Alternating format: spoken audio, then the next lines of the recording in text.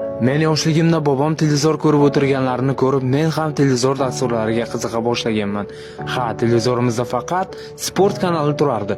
Lekin bir narsaga hech ham tushunmasdim. Doim bobomlar har o'yingacha O'zbekiston terma jamoasi haqiqiy muxlisi bo'lardilar.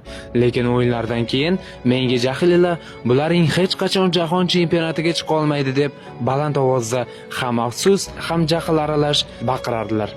Biz muxlislik maqomida har xil sinovlarni va har xil onlarni boshdan kechirdik. Ba'zan memlarga duchor bo'lsak ham jahlimiz chiqardi.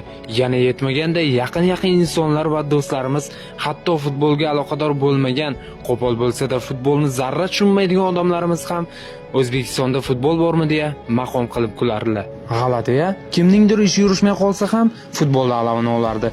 Ba'zi konsertlarda odamlarni kuldirish maqsadida ham futbolni mazax qilib kulishlarini ham ko'rib keldik va bizga o'xshagan haqiqiy muxlislar har mag'lubiyatlardan keyin xafa bo'lsa-da yana muxlislikni davom ettirardilar. Va biz mana hammaga isbotlash tariqasiga keldik. Biz jahon chempionati ishtirokchilari safiga kirdik.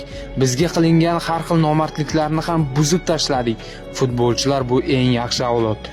O'zimizni murabbiyimiz, bular bilan hammasi go'zallashib ketdi. Keyingi sahifalar qanday yakun topishi bizga muhim emas. Muhimi, biz mana shu tariximizda uzoq kutilgan natijaga erishdik va asosiysi biz buni ko'z o'ngimizda ko'rgan avlodlar ekanimizdan faxrlanamiz. Va biz Birlashgan Arab Amirliklari ustidan g'alaba qozonmay turib jahon chempionati ishtirokchisiga aylandik. Eng dahshati shuki, oxirgi vaqtlarda juda ko'p memlarga uchragan darvozabonimiz bugun shunchaki super o'yin o'tkazdi. Jahon chempionati muborak bo'lsin.